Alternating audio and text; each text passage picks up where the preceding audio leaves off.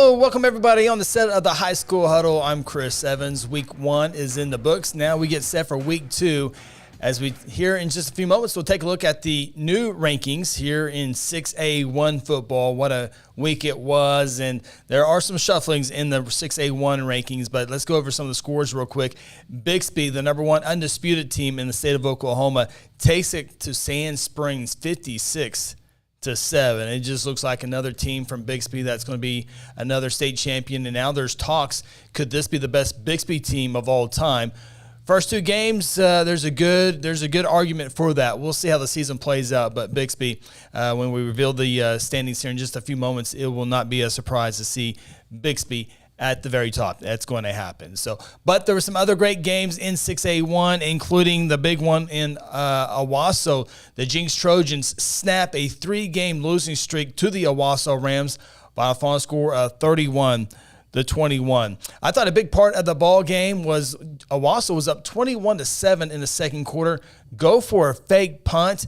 Nowhere close of getting the first down. Jinx goes in and scores before halftime, 21-14. Eventually goes on and wins that one again, 31-21.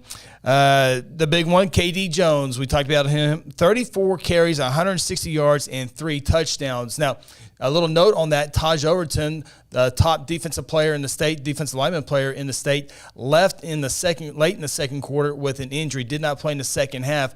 KD Jones only had 59 yards in the first half. So when KD was able to run against that Owasso defense without the big stud in the middle, he had a whole lot more success there. As did Jinx quarterback Kazar. He was 14 of 18 for 156 yards. Junior quarterback Drew Frankenfield, he came on the scene a year ago against Jinx last night, 13 of 22, 102 yards, did have a touchdown along with 1 interception. Another big one was the Canadian County rivalry, Mustang and Yukon. It was a big-time crowd, new facilities, new team, a lot of momentum right now in Mustang. And it was a little start. They beat Yukon. Final score there was 44-20, but you can tell the nerves were there. Mustang goes for it on 4th down on their opening drive, and then they have a fake punt on their next drive. So I think they were amped up a little bit. But once things settled down, Mustang rolled in that one. Jaden O'Neill, the 4-star quarterback, was 15 of 21, 225 yards, and 4 touchdowns, just as advertised in that one. He did leave in the third quarter with a leg injury, but I think Coach Blankenship said if it was a big game or he had to stay in there or they weren't comfortably leading, O'Neill could have stayed in the ball game. But Jaden O'Neill is as advertised. We'll see him next week against Broken Arrow. More on that here in just a second. Other big-time matchup was the crosstown clash between Norman and Norman North. Norman spoils Norman North's first game ever inside their new stadium by a score of 19-13. Crew Knowles was the big difference in that one. He had a receiving touchdown and a passing touchdown. Side note on that one, Mason James, the standout wide receiver for Norman North, committed to the University of Washington, had 2 unsportsmanlike penalties and was ejected in the third quarter. So he's going to have to set out a couple quarters against Deer Creek in their next matchup. Broken Arrow went on the road to take on Fayetteville, a powerhouse team in Arkansas. This one goes into overtime, but before overtime, Fayetteville has a chance to win a game-winning field goal with 3 seconds. It's wide left. It goes in overtime. A 14-yard touchdown pass gives Broken Arrow, and the extra point gives Broken Arrow a 17-10 lead. Fayetteville in overtime scores a touchdown, and they go for 2, and they get in to beat Broken Arrow 18-17. That was a great game between 2 really good ball clubs. And so that will match up next week's game with Broken Arrow and Mustang. That'll be the second week in a row that Broken Arrow's defense will go up against a 4-star quarterback. That one will be fun to watch. Tulsa Union, boy, they got it handed to them 41-15 to the 6A2 Stillwater Pioneers. Stillwater scores 34 unanswered points, and this ball game was over by the early fourth quarter of this one here.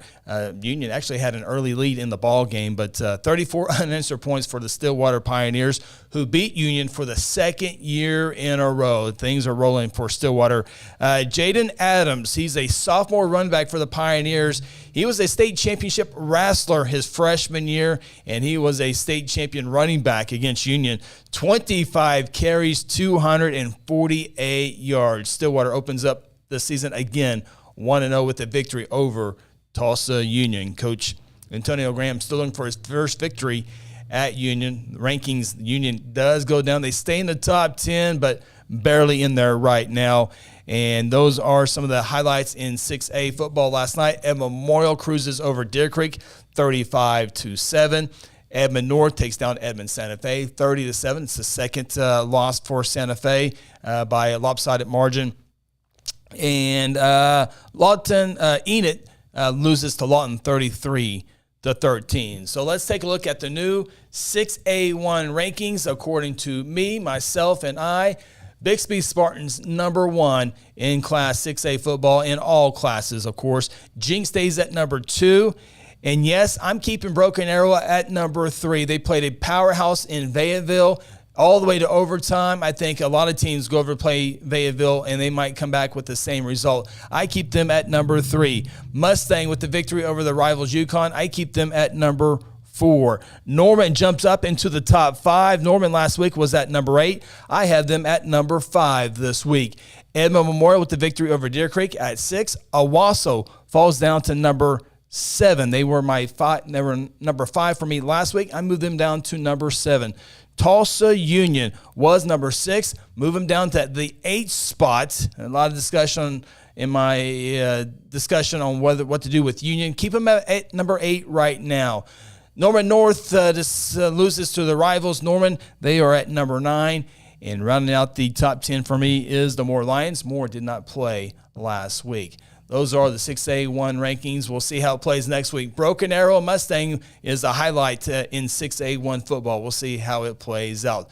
Be sure to join the High School Huddle live every Wednesday night right here on this channel, 6 o'clock. It's an interactive show, so you can go back and forth with your comments. We'll put them on the screen and be glad to talk about your thoughts and predictions and whatever it is with high school football. Wednesday night, 6 o'clock on our YouTube channel at High School Huddle. Hope you have a fantastic weekend and cannot wait till week 2 of the high school football season.